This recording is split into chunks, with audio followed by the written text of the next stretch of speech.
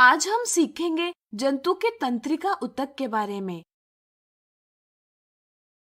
हम केवल आवाज सुनकर हमारे दोस्त का नाम पहचान लेते हैं। इसी तरह केवल खुशबू से हम पुष्प की पहचान कर सकते हैं। क्या आप बता सकते हैं कि यह सब हम कैसे कर पाते हैं? सोचिए सोचिए। चलिए हम बताते हैं। हम अपने आसपास होने वाले परिवर्तनों की पहचान करते हैं और इन परिवर्तनों के आधार पर प्रतिक्रिया देते हैं। जीव द्वारा उसके पर्यावरण में आने वाले परिवर्तनों की पहचान करना उद्दीपन यानी स्टिमुलस कहलाता है तथा परिवर्तन के अनुसार दी गई प्रतिक्रिया अनुक्रिया यानी रिस्पॉन्स कहलाती है। उदाहरण के लिए, यदि किसी गर्म वस्तु से अनजाने में हमारा स्पर्श होता है तो स्पर्श होने वाला अंग तुरंत पीछे ले लिया जाता है। यह वस्तु का गर्म होना उद्दीपन है और अंग पीछे लेना अनुक्रिया है। यहाँ सूचना हमारी त्वचा से भुजा की पेशी कोशिकाओं में पहुंचती है और गति होती है। यह कार्य तंत्रिका ऊतक की सहायता से होता है।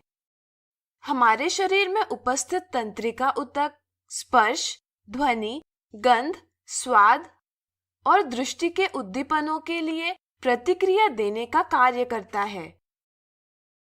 इसलिए हमारे शरीर की सभी कोशिकाओं में उत्तेजना यानी उद्दीपन के अनुकूल प्रतिक्रिया देने की क्षमता होती है। तंत्रिका ऊतक तंत्रिका तंत्र का मुख्य ऊतक है। मस्तिष्क यानी ब्रेन, मेरुरज्जु यानी स्पाइनल कॉर्ड और तंत्रिकाएं यानी नर्व्स तंत्रिका ऊतक से बने हुए होते हैं। मस्तिष्क, मेरुरज्जु और तंत्रिकाएं मिलकर शरीर में होने वाली सभी क्रियाओं का नियंत्रण करते हैं। तंत्रिका ऊतक की कोशिका को तंत्रिका कोशिका यानी न्यूरॉन कहा जाता है। न्यूरॉन तंत्रिका ऊतक की क्रियात्मक इकाई यानी फंक्शनल यूनिट है। न्यूरॉन बहुत जल्दी उत्तेजित होता है और उद्दीपन को बहुत जल्दी एक स्थान से दूसरे स्थान तक पहुंचाता है, यानी कि न्यूरॉन विभिन्न उद्दीपनों को प्राप्त और संचालित करता है। न्यूरॉन कोशिकाकाय यानी सेल बॉडी, डेंड्राइट्स और एक्सॉन से बना हुआ है। कोशिकाकाय तारे के आकार जैसा होता है और यह न्यूरॉन का मुख्य भाग है, जिसमें केंद्रक यानी न्यूक्लियस और कोशिका द्रव्य यानी साइटोप्लाज्म होता है।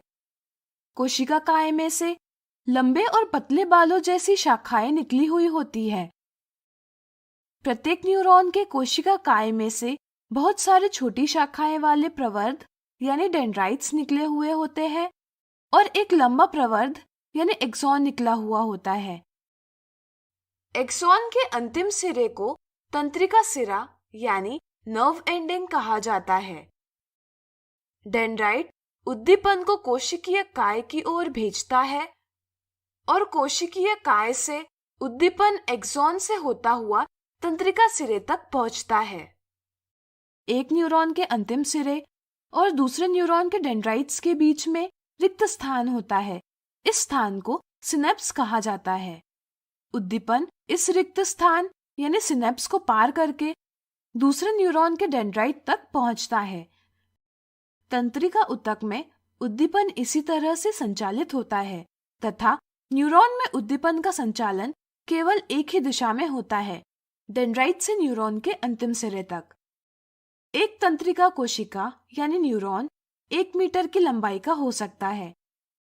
डेंड्राइट्स और एक्सॉन की संख्या के आधार पर न्यूरॉन को बहुध्रुवीय यानी मल्टीपोलर, द्विध्रुवीय यानी बाइपोलर और एक ध्रुवीय यानी यूनिपोलर में वर्गीकृत किया है। बहुध्रुवीय न्यूरॉन में एक एक्सॉन और 2 या 2 से अधिक डेंड्राइट्स होते हैं। द्विध्रुवीय यानी बाइपोलर, द्विध्रुवीय न्यूरॉन में एक एक्सॉन और एक डेंड्राइट होता है। एक ध्रुवीय न्यूरॉन में केवल कोशिकीय काय और एक एक्सॉन होता है। एक्सॉन को तंत्रिका रेशे यानी नर्व फाइबर भी कहा जाता है। बहुत सारे तंत्रिका रेशे संयोजी ऊतक यानी कनेक्टिव टिश्यू से जुड़कर एक तंत्रिका यानी नर्व का निर्माण करते हैं। तंत्रिका रेशे से गुजरने वाला उद्दीपन यानी संवेदन को तंत्रिका स्पंदन यानी नर्व इम्पल्स कहते हैं। तंत्रिकाएं तंत्रिका स्पंदन को मस्तिष्क या मेरुरज्जु तक पहुंचाती है। मस्तिष्क या मेरुरज्जु उचित प्रतिक्रिया देने का निर्णय लेते हैं। यहाँ से सूचना मस्तिष्क या मेरुरज्जु से निकलने वाली तंत्रिकाओं में संचालित होती है। ये तंत्रिकाएं पेशीय ऊतक यानी मस्कुलर टिश्यू से जुड़ी हुई होती हैं। तंत्रिकाओं से सूचना पेशी ऊतक तक पहुंचती है और पेशी ऊतक की गति होती है। इस तरह तंत्रिका स्पंदन की सहायता से हम पेशियों की गति अपनी इच्छा अनुसार कर सकते हैं। इस प्रकार का संयोजन सभी जंतुओं को उद्दीपन के अनुसार गति प्रदान करता है। इसलिए तंत्रिका और पेशीय ऊतकों का क्रियात्मक संयोजन सभी जंतुओं में भी मौलिक यानी फंडामेंटल है। आज हम सीखेंगे पादप के सरल स्थायी ऊतक के बारे में। पिछले वीडियो में हमने सीखा था कि पादप ऊतक विभज्योतक यानी मेरिस्टेमेटिक टिश्यू की कोशिकाएं जीवन भर विभाजित होती रहती हैं, किंतु जैसे ही ये बढ़ती और परिपक्व होती हैं, धीरे धीरे इनके गुणों में परिवर्तन होता है। पूर्ण वृद्धि के बाद यह कोशिकाएं एक निश्चित स्थान पर एक विशिष्ट कार्य करने लगती है और विभाजित होने की शक्ति खो देती है। कोशिकाओं का एक विशिष्ट कार्य करने के लिए स्थायी रूप, आकार और कार्य लेने की क्रिया को विभेदीकरण यानी डिफरेंशिएशन कहते हैं। ऐसी कोशिकाएं स्थायी ऊतक का निर्माण करती है। पादप के ऐसे ऊतक जिसकी कोशिकाएं पूर्णतः परिपक्व है, जो विभाजित नहीं हो सकती, स्थायी ऊतक यानी परमानेंट टिश्यू कहलाते हैं। स्थायी ऊतक दो प्रकार के होते हैं, सरल स्थायी ऊतक यानी सिंपल परमानेंट टिश्यू और जटिल स्थायी ऊतक यानी कॉम्प्लेक्स परमानेंट टिश्यू। चलिए पादप के सरल स्थायी ऊतक को विस्तार से जानें। पादपों की सबसे बाहरी परत कोशिकाओं की एक ही परत से बनी होती है। यह परत एपिडर्मिस कहलाती है। एपिडर्मिस के नीचे कोशिकाओं की कुछ परतें होती है, जिसे सरल स्थायी ऊतक कहते हैं। ऐसा ऊतक जो केवल एक ही प्रकार की स्थायी कोशिका से बना होता है, जो एक जैसा कार्य करती है, सरल स्थायी ऊतक कहलाता है। कार्य के अनुसार सरल स्थायी ऊतक को पैरेन्काइमा, कोलेन्काइमा और स्क्लेरेन्काइमा में वर्गीकृत किया गया है। पैरेन्काइमा कोशिकाओं की कुछ परतें मूल बंधन ऊतक बनाती है, जिसे पैरेन्काइमा कहा जाता है। पादप में पैरेन्काइमा सबसे अधिक मात्रा में पाया जाने वाला सरल स्थायी ऊतक है। यह ऊतक पतली कोशिका भित्ति वाली जीवित कोशिकाओं से बना हुआ होता है। यह कोशिकाएं प्रायः बंधन मुक्त यानी लूजली पैक्ड होती है तथा इनके बीच काफी रिक्त स्थान होता है। पैरेन्काइमा लगभग पादप के सभी अंगों में पाया जाता है, जैसे जड़ें, तना, पत्तियां, फूल, फल और बीज। यह पादप को सहारा प्रदान करने और भोजन के भंडारण का कार्य करता है तथा टहनियों और जड़ों में उपस्थित पैरेन्काइमा जल और पोषक तत्वों का भी भंडारण करता है। इसलिए इन कोशिकाओं में बड़ी रसधानी होती है। पैरेन्काइमा पादप को सुरक्षा प्रदान नहीं करता है। कुछ पैरेन्काइमा ऊतकों की कोशिकाओं में क्लोरोफिल भी उपस्थित होता है। ऐसे पैरेन्काइमा ऊतक को हरित ऊतक यानी क्लोरेन्काइमा कहा जाता है। यह ऊतक प्रकाश संश्लेषण यानी फोटोसिंथेसिस की क्रिया संपन्न करते हैं। इसी तरह पैरेन्काइमा का ऐसा ऊतक जिसकी कोशिकाओं के बीच में हवा की बड़ी गुहिकाएं उपस्थित होती है, एरेन्काइमा कहलाता है। हवा की गुहिकाएं पादप को जल में उतराती है यानी कि तैरने में मदद करती है, इसलिए जलीय पादपों में एरेन्काइमा उपस्थित होता है। कोलेन्काइमा इसी प्रकार पूर्णवृत्त में अन्य स्थायी ऊतक कोलेन्काइमा उपस्थित होता है। कोलेन्काइमा ऊतक की कोशिकाएं जीवित और लंबी होती है तथा इनमें सेल्यूलोज और पेक्टिन होता है, जिसके कारण कोनों पर कोशिकाओं की भित्ति अनियमित ढंग से मोटी होती है और इनके बीच रिक्त स्थान बहुत कम होता है। कोलनकाइमा ऊतक की कोशिकाओं के कोनों में लिग्निन उपस्थित होता है।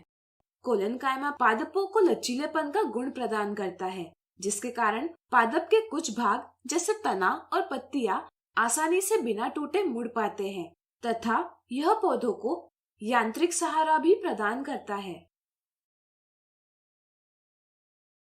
स्क्लेरेनकाइमा पादपों के तने, पत्तियों की शिराओं, बंडल संवहन के पास तथा फलों और बीजों के कठोर छिलके में स्क्लेरेनकाइमा ऊतक उपस्थित होता है। इसकी कोशिकाएं मृत, लंबी और पतली होती हैं तथा इनकी भित्ति में लिग्निन उपस्थित होता है। लिग्निन एक रासायनिक पदार्थ है जो कोशिकाओं को आपस में जोड़े रखता है। लिग्निन के कारण कोशिकाओं की भित्ति बहुत मोटी होती है और कोशिकाओं के भीतर कोई आंतरिक स्थान नहीं होता है। इसलिए स्क्लेरेनकाइमा पादप को कठोर और मजबूत बनाता है तथा स्क्लेरेनकाइमा पादप को सुरक्षा प्रदान करता है। चलिए अब एपिडर्मिस की बात करें तो एपिडर्मिस पादप की सबसे बाहरी एक कोशिकीय मोटी परत होती है। पादप की संपूर्ण सतह एपिडर्मिस से ढकी होती है। एपिडर्मल कोशिकाएं पादप की बाहरी सतह पर मोम जैसी जल प्रतिरोधी परत का निर्माण करती है, जो पादप की यांत्रिक आघात और परजीवी कवक से रक्षा करती है। एपिडर्मिस की परत अछिन्न होती है और एपिडर्मल कोशिकाओं के बीच में अंतरकोशिकीय स्थान नहीं होता। ज्यादातर एपिडर्मल कोशिकाएं चपटी होती है तथा इनकी बाह्य एवं पार्श्व भित्तियां आंतरिक भित्ति से मोटी होती है। मरुस्थल पादपों की एपिडर्मिस मोटी होती है और इसमें क्यूटिन का लेप होता है। क्यूटिन जल अवरोधक रासायनिक पदार्थ है जो पादप को जल के क्षय से बचाता है। पत्तियों की एपिडर्मिस में छोटे छोटे छिद्र होते हैं जिन्हें स्टोमेटा कहा जाता है। स्टोमेटा को वृक्क के आकार की दो कोशिकाएं घेरे हुए होती हैं, जिन्हें रक्षी कोशिकाएं यानी गार्ड सेल्स कहा जाता है। स्टोमेटा और रक्षी कोशिकाएं गैसों का आदान प्रदान और वाष्पोत्सर्जन यानी ट्रांसपिरेशन की क्रिया करते हैं। इसी प्रकार जड़ों में उपस्थित एपिडर्मल कोशिकाएं जल को सोखने का कार्य करती हैं। इन कोशिकाओं में बाल जैसे प्रवर्ध होते हैं, जिससे जड़ों की कुल अवशोषक सतह बढ़ जाती है। इसके कारण जड़ों की पानी सोखने की क्षमता बढ़ जाती है। पादप की आयु बढ़ाने के लिए उसके बाह्य सुरक्षात्मक ऊतकों में परिवर्तन होते हैं। जैसे तने के कोर्टेक्स में द्वितीयक विभज्योतक यानी पार्श्व विभज्योतक की एक परत उपस्थित होती है, जो कॉर्क कोशिकाओं के परतों का निर्माण करती है। यह कोशिकाएं मृत होती है और इनके बीच अंतःकोशिकीय स्थान नहीं होते हैं तथा इनकी भित्ति में रासायनिक पदार्थ सुबरीन होता है, जो पादप को हवा और जल प्रतिरोधी बनाता है। हम सीखेंगे पादप के जटिल स्थायी ऊतक के बारे में। पादपों में मुख्यतः दो प्रकार के ऊतक होते हैं, विभज्योतक और स्थायी ऊतक। हम जानते हैं कि विभज्योतक तीन प्रकार के होते हैं, शीर्षस्थ विभज्योतक यानी अपाइकल मेरिस्टेम, पार्श्व विभज्योतक यानी लैटरल मेरिस्टेम और अंतर्विष्ट विभज्योतक यानी इंटरकैलरी मेरिस्टेम। इसी तरह स्थायी ऊतक भी दो प्रकार के होते हैं, सरल स्थायी ऊतक यानी सिंपल परमानेंट टिश्यू और जटिल स्थायी ऊतक यानी कॉम्प्लेक्स परमानेंट टिश्यू। पिछले वीडियो में हमने सरल स्थायी ऊतक और इनके प्रकार के बारे में चर्चा की थी, तो चलिए आज हम जटिल स्थायी ऊतक को विस्तार से जानेंगे। ऐसा ऊतक जो केवल एक ही प्रकार की स्थायी कोशिकाओं से बना होता है, जो एक जैसा कार्य करती है, सरल स्थायी ऊतक कहलाता है।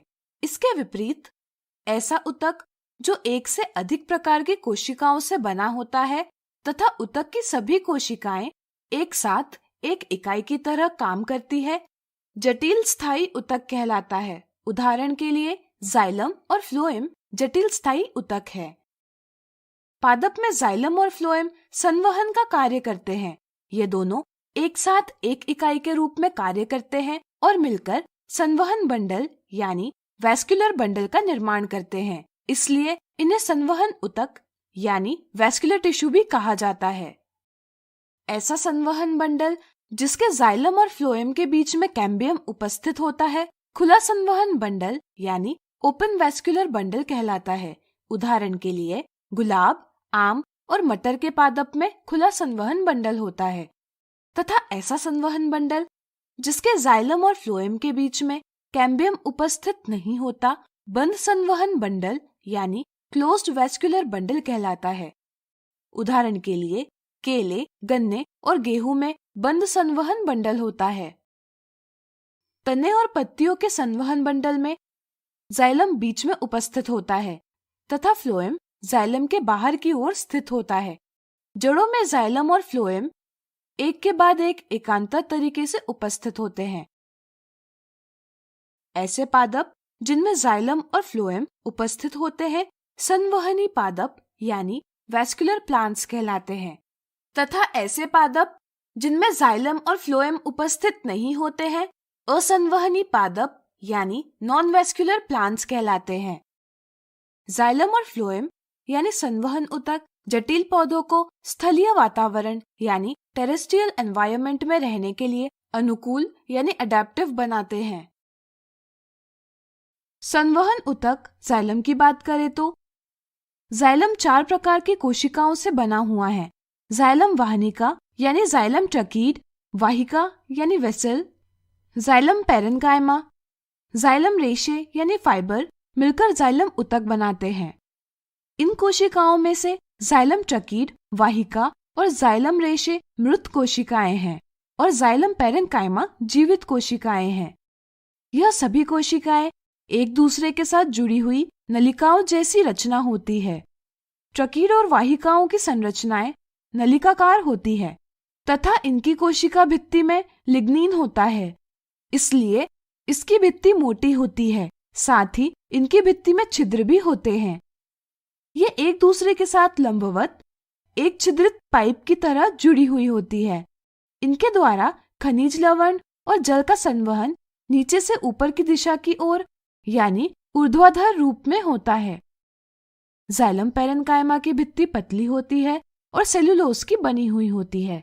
जाइलम पैरेन्काइमा भोजन का संग्रह करता है।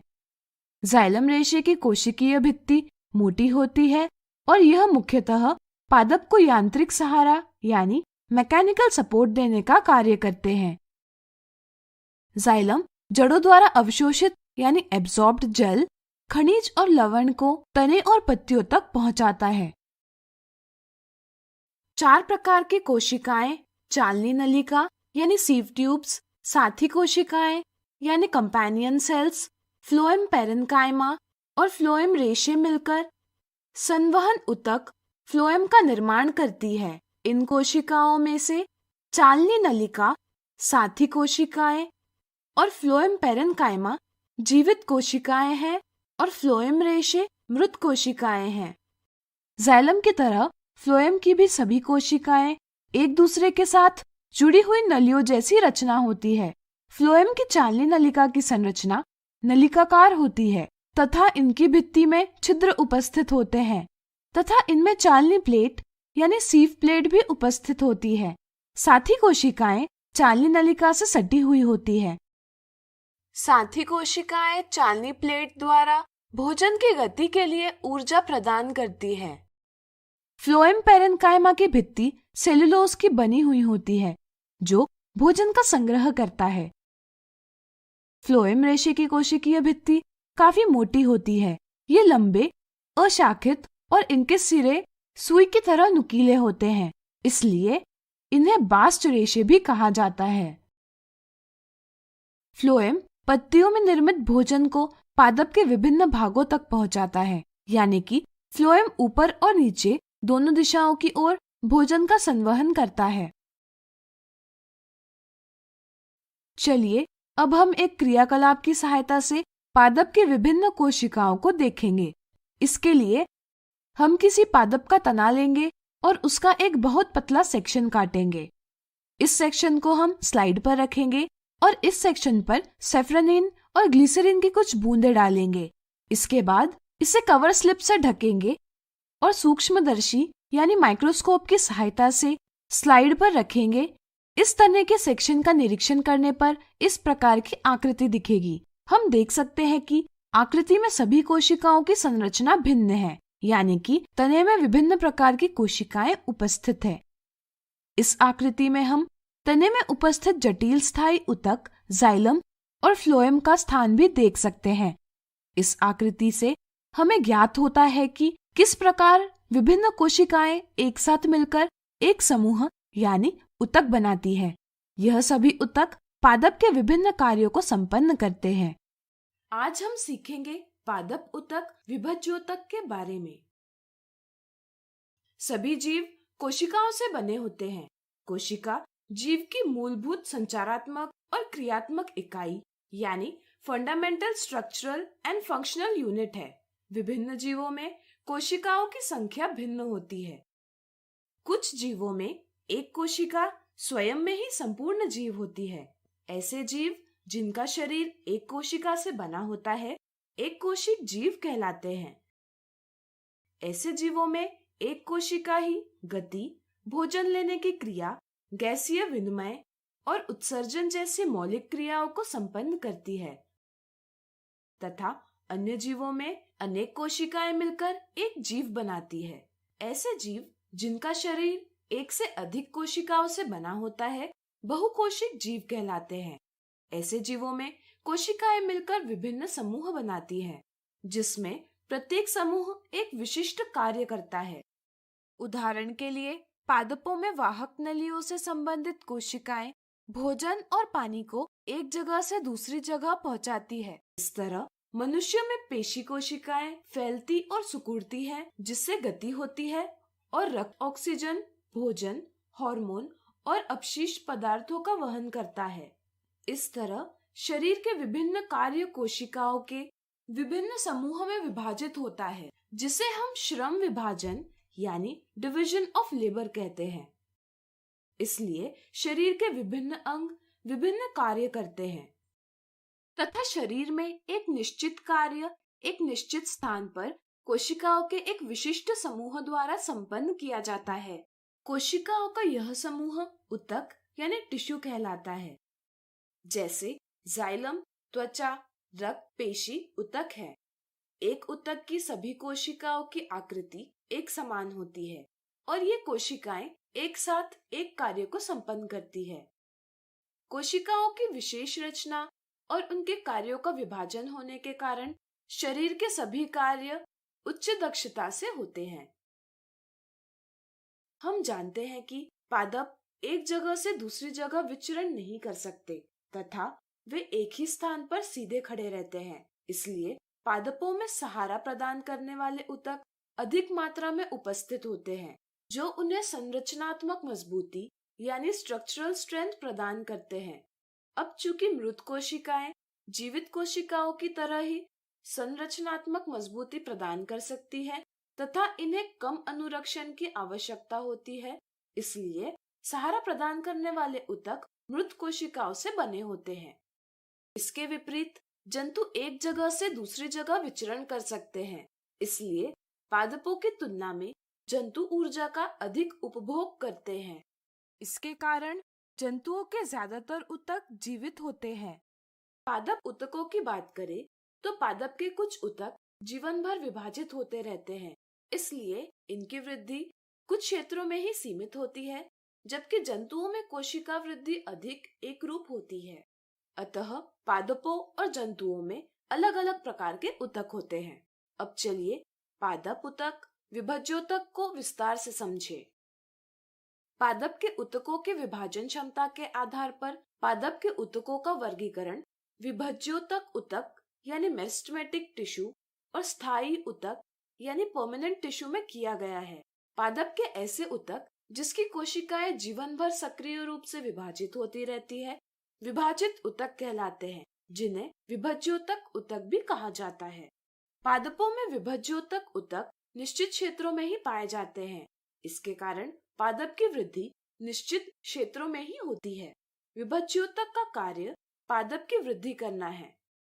विभज्योतक के पादप में उपस्थिति वाले क्षेत्र के आधार पर विभज्योतक को शीर्षस्थ विभज्योतक यानी अपाइकल मेरिस्टेम, पार्श्व विभज्योतक यानी लैटरल मेरिस्टेम और अंतर्विष्ट विभज्योतक यानी इंटरकैलरी मेरिस्टेम में वर्गीकृत किया गया है। शीर्षस्थ विभज्योतक जड़ों और तनों के वृद्धि वाले भाग में विद्यमान रहता है और यह जड़ों और तनों की लंबाई में वृद्धि करता है। इसी तरह पार्श्व विभज्योतक तने और मूल की परिधि में वृद्धि करता है तथा पार्श्व विभज्योतक को कैम्बियम भी कहा जाता है। अंतर्विष्ट विभज्योतक पत्तियों के आधार में या तनों के पर्वसंधियों यानी इंटरनोड्स के पास पाए जाते हैं, जो तने की लंबाई और पत्तियों की वृद्धि करता है। विभज्योतक की कोशिकाएं विभाजन करती हैं, इसलिए अत्यधिक क्रियाशील होती है। इनके पास बहुत अधिक कोशिका द्रव्य, स्पष्ट केंद्रक और पतली कोशिका भित्ति होती है। विभज्योतक की कोशिकाओं को पोषक तत्व संग्रहित करने की आवश्यकता नहीं होती है, इसलिए इनके पास रसधानी नहीं होती है। विभज्योतक द्वारा तैयार नई कोशिकाएं प्रारंभ में विभज्योतक जैसी ही होती है, किंतु जैसे ही ये बढ़ती और परिपक्व होती है, धीरे धीरे इनके गुणों में परिवर्तन होता है तथा ये दूसरे ऊतकों के घटकों के रूप में विभाजित हो जाती है तथा दूसरे ऊतक के साथ कार्य करती है। आज हम सीखेंगे जंतु के एपिथेलियमी ऊतक के बारे में। जंतु भोजन, साथी और आश्रय की खोज में एक जगह से दूसरी जगह विचरण करते हैं और विभिन्न प्रकार की गतियां करते हैं। इसी के साथ जंतुओं के शरीर में उपस्थित विभिन्न अंगों में विभिन्न प्रकार की गतियां होती है। उदाहरण के लिए हृदय का स्पंदन, फेफड़ों का ऊपर और नीचे होना, रक्तवाहिकाओं में रक्त का प्रवाहित होना इत्यादि। क्या आप बता सकते हैं कि जंतुओं में इस तरह की विभिन्न प्रकार की गतियां कैसे होती है? चलिए हम बताते हैं। हमारे हृदय और फेफड़ों में पेशी कोशिकाएं उपस्थित होती हैं। ये पेशी कोशिकाएं फैलती और सिकुड़ती हैं, जिसके कारण हमारे शरीर में विभिन्न अंगों में गति हो पाती है, जिससे शरीर के अंग आवश्यक कार्यों को संपन्न कर पाते हैं। हम जानते हैं कि शरीर में एक निश्चित कार्य एक निश्चित स्थान पर कोशिकाओं के एक विशिष्ट समूह द्वारा संपन्न किया जाता है। कोशिकाओं का यह समूह ऊतक यानी टिश्यू कहलाता है। जैसे रक्त और पेशी दोनों ऊतक है, शरीर के विभिन्न कार्य विभिन्न ऊतकों में विभाजित होता है, जिसे हम श्रम विभाजन यानी डिवीजन ऑफ लेबर कहते हैं। ऊतक के कार्य करने के आधार पर जंतु ऊतक को एपिथेलियमी ऊतक, संयोजी ऊतक यानी कनेक्टिव टिश्यू, पेशीय ऊतक यानी मस्कुलर टिश्यू और तंत्रिका ऊतक यानी नर्वस टिश्यू में वर्गीकृत किया गया है। अब चलिए जंतु के एपिथेलियमी ऊतक को विस्तार से समझें। जंतु के शरीर को ढकने और बाह्य रक्षा प्रदान करने वाला ऊतक एपिथेलियमी ऊतक है। शरीर के अंदर उपस्थित अंग और गुहिकाएं एपिथेलियम ऊतक द्वारा ढकी हुई होती है। मुंह, आहार नली, रक्तवाहिनी का स्तर, फेफड़ों की कुपिका, वृक्कीय नली, त्वचा आदि एपिथेलियमी ऊतक से बने हुए हैं। शरीर में उपस्थित विभिन्न प्रकार के शारीरिक तंत्रों को एक दूसरे से अलग करने के लिए एपिथेलियम ऊतक अवरोध यानी बैरियर का निर्माण करती है। एपिथेलियम ऊतक की कोशिकाएं एक दूसरे से सटी हुई होती है और इनके बीच बहुत कम स्थान होता है, इसलिए यह ऊतक एक अनवरत परत यानी कंटिन्यूअस लेयर का निर्माण करता है। इन परतों के बीच चिपकाने वाले पदार्थ कम होते हैं। शरीर में प्रवेश करने वाले और बाहर निकलने वाले पदार्थ एपिथेलियम की किसी परत से होकर गुजरते हैं। इसलिए एपिथेलियमी कोशिकाओं के बीच में परागम्यता यानी परमिएबिलिटी है, जो शरीर और बाहरी वातावरण में पदार्थों के आदान प्रदान तथा शरीर के विभिन्न अंगों के बीच पदार्थों के आदान प्रदान में महत्वपूर्ण भूमिका निभाती है। साधारणतः सभी एपिथेलियम को एक बाह्य रेशेदार आधार झिल्ली यानी एक्स्ट्रासेल्यूलर फाइब्रस बेसमेंट मेम्ब्रेन नीचे उपस्थित ऊतकों यानी अंडरलाइंग टिश्यूज से अलग करती है। एपिथेलियम ऊतक के कार्य करने के आधार पर एपिथेलियम की संरचनाएं भिन्न प्रकार की होती है। शरीर के ऐसे अंग जहां पदार्थों का संवहन वर्णात्मक परागम्य झिल्ली यानी सिलेक्टिव परमिएबल मेम्ब्रेन द्वारा होता है, वहां पर चपटी एपिथेलियमी ऊतक कोशिकाएं उपस्थित होती है। इनको सरल शल्की एपिथेलियम कहा जाता है। यह अत्यधिक चपटी और कोमल होती है, जिसके कारण यह कोमल अस्तर यानी लाइनिंग का निर्माण करती है। मुंह और आहार नली का अस्तर सरल शल्की एपिथेलियम से ढका हुआ होता है तथा शरीर का रक्षात्मक कवच यानी त्वचा सरल शल्की एपिथेलियम से बनी होती है।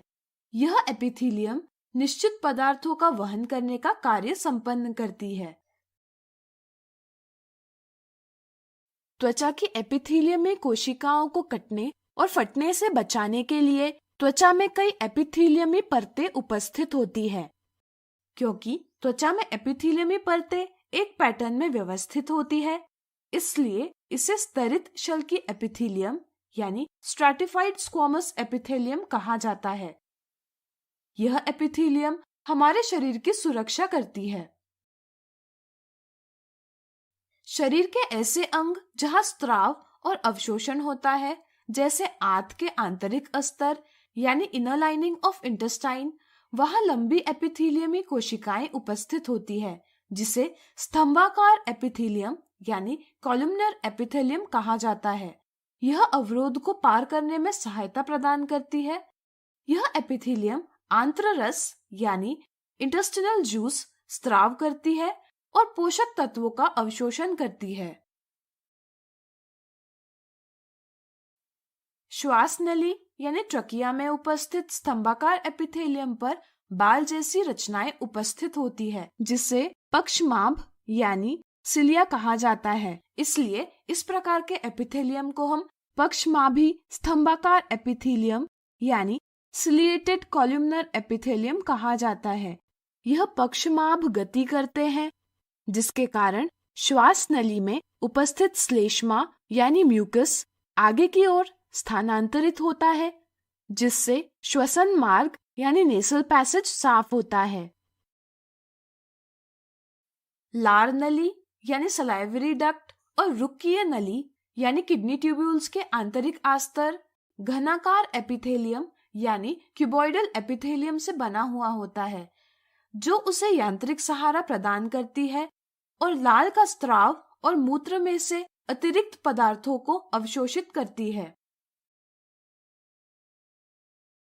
कभी कभी एपिथेलियमी ऊतक का भाग अंदर की ओर मुड़ा हुआ होता है, जहां कुछ एपिथेलियम कोशिकाएं ग्रंथि कोशिका के रूप में अतिरिक्त विशेषता अर्जित करती है और एक बहुकोशिकीय ग्रंथि का निर्माण करती है, जिसे ग्रंथिल एपिथेलियम यानी ग्लैंड्यूलर एपिथेलियम कहा जाता है। लाला ग्रंथि यानी सलाइवरी ग्लैंड्स, स्वेद ग्रंथि यानी स्वेट ग्लैंड्स और तैल ग्रंथि यानी सेबेशियस ग्लैंड ग्रंथिल एपिथेलियम के उदाहरण हैं। यह एपिथेलियम पसीने और श्लेष्मा का स्त्राव करती है। सीखेंगे जंतु के संयोजी ऊतक के बारे में। जंतुओं के शरीर में अनेक ऊतक मिलकर विभिन्न कार्यों को संपन्न करते हैं। ऊतक के कार्य करने के आधार पर जंतु ऊतक को एपिथेलियमी ऊतक यानी एपिथेलियल टिश्यू, संयोजी ऊतक यानी कनेक्टिव टिश्यू, पेशीय ऊतक यानी मस्कुलर टिश्यू और तंत्रिका ऊतक यानी नर्वस टिश्यू में वर्गीकृत किया गया है। अब चलिए जंतु के संयोजी ऊतक को विस्तार से समझें। ऐसे ऊतक जो शरीर के विभिन्न अंगों को एक दूसरे के साथ जोड़ते हैं संयोजी ऊतक कहलाते हैं। इसलिए रक्त और अस्थि यानी बोन संयोजी ऊतक के प्रकार हैं। संयोजी ऊतक की कोशिकाएं आपस में कम जुड़ी हुई होती हैं और अंतरकोशिकीय आधात्री यानी इंटरसेल्युलर मैट्रिक्स में धसी हुई होती है। यह आधात्री तरल, जेली जैसा सघन अथवा कठोर हो सकता है। आधात्री की प्रकृति संयोजी ऊतक के कार्य के अनुसार बदलती रहती है। अब यदि हम रक्त की एक बूंद स्लाइड पर रखें और सूक्ष्मदर्शी की सहायता से इसका निरीक्षण करें, तो हमें इस प्रकार की विभिन्न आकार की कोशिकाएं दिखती हैं। इसलिए रक्त जटिल ऊतक का प्रकार है। रक्त में उपस्थित तरल आधात्री भाग को प्लाज्मा कहा जाता है। प्लाज्मा में लाल रक्त कणिकाएं यानी रेड ब्लड कॉर्पस्कल्स, श्वेत रक्त कणिकाएं यानी व्हाइट ब्लड कॉर्पस्कल्स और प्लेटलेट्स निलंबित होते हैं। साथ ही प्लाज्मा में जल, ग्लूकोज, प्रोटीन, लवण, एंजाइम और हार्मोन भी होते हैं। हम जानते हैं कि रक्त शरीर में पाचित भोजन, गैसों, हार्मोन और उत्सर्ज्य पदार्थों यानी वेस्ट प्रोडक्ट्स को एक भाग से दूसरे भाग में पहुंचाता है, यानी संवहन का कार्य करता है। रक्त केशिकाओं यानी ब्लड कैपिलरीज से एक द्रव स्रावित होता है जिसे लसिका यानी लिम्फ कहा जाता है। यह द्रव शरीर की कोशिकाओं के चारों ओर उपस्थित होता है। लसिका ऊतक की कोशिकाएं यानी श्वेत रक्त कणिकाएं तरल आधात्री में निलंबित होती हैं। लसिका शरीर को रोग प्रतिकार शक्ति यानी इम्यूनिटी प्रदान करता है। हम जानते हैं कि अस्थि भी शरीर के विभिन्न अंगों को एक दूसरे से जोड़ता है, इसलिए अस्थि भी संयोजी ऊतक का प्रकार है। अस्थि कोशिकाओं यानी ऑस्टियोसाइट कैल्शियम और फास्फोरस से बनी आधात्री में धसी हुई होती है, इसलिए यह आधात्री कठोर होती है, जिसके कारण यह ऊतक कठोर एवं मजबूत होता है। इसलिए हम अस्थि को मोड़ नहीं पाते। अस्थियां पंजर यानी फ्रेमवर्क का निर्माण करती है, जो शरीर को आकार प्रदान करता है और अंगों को गति प्रदान करने में सहायता करते हैं। इसी के साथ यह मांसपेशियों और शरीर के मुख्य अंगों को सहारा भी प्रदान करते हैं। दो अस्थियां एक दूसरे के साथ स्नायु यानी अस्थिबंधन तंतु द्वारा जुड़ी हुई होती है, इसलिए स्नायु भी एक प्रकार का संयोजी ऊतक है। स्नायु में बहुत कम आधात्री होती है जो अस्थि को अन्य अस्थियों के साथ जोड़ती है। स्नायु बहुत लचीला और मजबूत होता है। अस्थियां और मांसपेशियां एक दूसरे से कंडरा यानी टेंडन द्वारा जुड़ी हुई होती है, इसलिए कंडरा भी संयोजी ऊतक है। यह एक मजबूत रेशेदार और सीमित लचीलेपन वाला ऊतक है। इसी प्रकार उपस्थि यानी कार्टिलेज भी संयोजी ऊतक का प्रकार है। हमारे कान, नाक, कंठ यानी लैरिंक्स और श्वास नली यानी ट्रकिया में उपास्थि उपस्थित होता है। इस ऊतक की कोशिकाएं यानी कॉन्ड्रोसाइट लचीली होती है और इनके बीच में पर्याप्त स्थान होता है, इसलिए हम उपास्थि को आसानी से मोड़ सकते हैं तथा इसकी कोशिकाएं प्रोटीन और शर्करा यानी शुगर से निर्मित आधात्री में धसी हुई होती है। उपास्थि अस्थियों के जोड़े को चिकना बनाती है तथा विभिन्न अंगों को आकार और सहारा देता है। हमारे शरीर की त्वचा और मांसपेशियों के बीच रक्त नलिका के चारों ओर तथा तंत्रिका यानी नर्व्स और अस्थि मज्जा यानी बोन मैरो में एरियोलर संयोजी ऊतक उपस्थित होता है। इस ऊतक की कोशिकाएं आपस में कम जुड़ी हुई होती है और जेली जैसे आधात्री में धसी हुई होती है। यह ऊतक अंगों के भीतर उपस्थित खाली जगहों को भरता है और साथ ही आंतरिक अंगों को सहारा प्रदान करता है तथा ऊतकों की मरम्मत करने में सहायता भी करता है। इसी तरह त्वचा के नीचे और आंतरिक अंगों के बीच में वसामय ऊतक यानी एडिपोज टिश्यू उपस्थित होता है। इसकी कोशिकाएं यानी एडिपोसाइट जेली जैसे आधात्री में धसी हुई होती है। वसामय ऊतक वसा यानी फैट को संग्रहित करता है, इसलिए इसकी कोशिकाओं वसा की गोलिकाओं यानी फैट ग्लोब्यूल्स से भरी हुई होती है। वसा का संग्रहण करने के कारण वसामय ऊतक ऊर्जा के स्रोत और ऊष्मीय कुचालक यानी हीट इंसुलेटर का भी कार्य करता है। तो अब आप यह अवश्य बता सकते हैं कि मोटे व्यक्ति की तुलना में पतले व्यक्ति को ठंड ज्यादा क्यों लगती है? अपने दोस्तों से चर्चा कीजिए। हम सीखेंगे जंतु के पेशीय ऊतक के बारे में। हम अपने दैनिक जीवन में विभिन्न प्रकार की गतियां करते हैं, जैसे बोलना, चलना, दौड़ना इत्यादि। क्या आप बता सकते हैं कि कौन सा ऊतक हमारे शरीर के विभिन्न अंगों को गति प्रदान करता है? सोचिए सोचिए। बिल्कुल सही। पेशीय ऊतक यानी मस्कुलर टिश्यू हमारे शरीर के विभिन्न अंगों को गति प्रदान करता है। चलिए एक क्रियाकलाप द्वारा समझते हैं कि पेशी ऊतक विभिन्न अंगों को किस प्रकार गति प्रदान करता है। इसके लिए पहले आप अपना हाथ कोहनी से मोड़े। अब आप ऊपर और नीचे की पेशियों का निरीक्षण कीजिए। इसके बाद हाथ सीधा कर एक बार फिर पेशियों का निरीक्षण कीजिए। हम देख सकते हैं कि दोनों स्थितियों में पेशियां संकुचित और प्रसारित यानी कॉन्ट्रैक्ट एंड रिलैक्स होती है, जिसके कारण हाथ की गति होती है। पेशीय ऊतक लंबी कोशिकाओं का बना हुआ होता है। इन कोशिकाओं को पेशीय रेशा यानी मसल फाइबर कहा जाता है। पेशियों में एक विशेष प्रकार का प्रोटीन होता है, जिसे सिकुड़ने वाला प्रोटीन यानी कॉन्ट्रैक्टाइल प्रोटीन कहा जाता है। यह प्रोटीन संकुचित और प्रसारित यानी कॉन्ट्रैक्ट एंड रिलैक्स होता है, जिसके कारण अंगों में गति होती है। पेशीय ऊतक द्वारा की गई गति और संरचना के आधार पर इसे रेखित पेशी यानी स्ट्राइटेड मसल, चिकनी पेशी यानी स्मूथ मसल और हृदयक पेशी यानी कार्डियक मसल में वर्गीकृत किया गया है। हम अपने हाथ, पैर, गले जैसे अंगों को अपनी इच्छा के अनुसार हिला सकते हैं। इसका अर्थ है कि हाथ, पैर, गले जैसे अंगों में उपस्थित पेशी हमारी इच्छा अनुसार गति करती है। ऐसी पेशी जो हमारी इच्छा अनुसार गति करती है ऐच्छिक पेशी कहलाती है। सूक्ष्मदर्शी यानी माइक्रोस्कोप की सहायता से देखने पर इस पेशी में एक के बाद एक गहरे और हल्के रंगों की रेखाएं दिखाई देती हैं।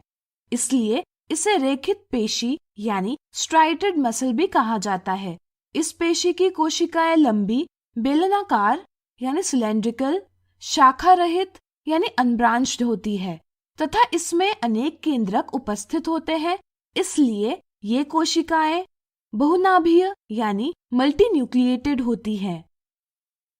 साधारणतः यह पेशी हड्डियों के साथ जुड़ी हुई होती है, इसलिए इसे कंकाल पेशी यानी स्केलेटल मसल भी कहा जाता है, जिसके कारण यह पेशी शारीरिक गति में सहायता करती है तथा शरीर की संस्थिति और आसन यानी पोस्चर एंड पोजीशन को बनाए रखता है। क्या हमारी आहार नली में भोजन का प्रवाह और रक्त वाहिकाओं का संकुचन और प्रसार हमारी इच्छा अनुसार होता है? आपका जवाब अवश्य ही नहीं होगा। यानी कि आहार नली और रक्त वाहिकाओं में उपस्थित पेशियों की गति हमारे नियंत्रण में नहीं होती। ऐसी पेशी जो हमारी इच्छा अनुसार गति नहीं करती यानी जिसकी गति हमारे नियंत्रण में नहीं होती है, अनैच्छिक पेशी कहलाती है। सूक्ष्मदर्शी की सहायता से देखने पर इस पेशी में गहरे और हल्के रंगों की रेखाएं नहीं दिखती है, इसलिए इसे अरेखित पेशी यानी नॉन स्ट्राइटेड मसल भी कहा जाता है। यह पेशी चिकनी होती है, इसलिए इसे चिकनी पेशी भी कहा जाता है। इस पेशी की कोशिकाएं लंबी, शाखा रहित यानी अनब्रांच्ड और एक केंद्रीय यानी यूनिन्यूक्लिएटेड होती है तथा इनका आखिरी सिरा नुकीला यानी तुर्क रूपी यानी स्पिंडल शेप्ड होता है। यह पेशी आंखों की पुतलियों यानी आइरिस, फेफड़ों की श्वसनी यानी ब्रोंकाई और मूत्रवाहिनी यानी यूरेटर में उपस्थित होती है। हमारे शरीर में हृदय का स्पंदन निरंतरता से होता है। हृदय में उपस्थित पेशियां जीवन भर लयबद्ध होकर प्रसारित और संकुचित होती रहती है, जिसके कारण हृदय रक्त को पंप कर पाता है। हृदय में उपस्थित पेशी की गति हमारे नियंत्रण में नहीं होती, इसलिए ये अनैच्छिक पेशी है। चूंकि यह अनैच्छिक पेशी हृदय में उपस्थित होती है, इसलिए इसे हृदयिक पेशी यानी कार्डियक पेशी कहा जाता है। सूक्ष्मदर्शी की सहायता से देखने पर इस पेशी में गहरे और हल्के रंगों की रेखाएं दिखाई देती है। इस पेशी की कोशिकाएं बेलनाकार, शाखाओं वाली यानी ब्रांच्ड और एक केंद्रीय होती है। तो अब क्या आप बता सकते हैं फेफड़ों के नीचे उपस्थित डायफ्राम किस प्रकार की पेशी है? ज्ञात कीजिए।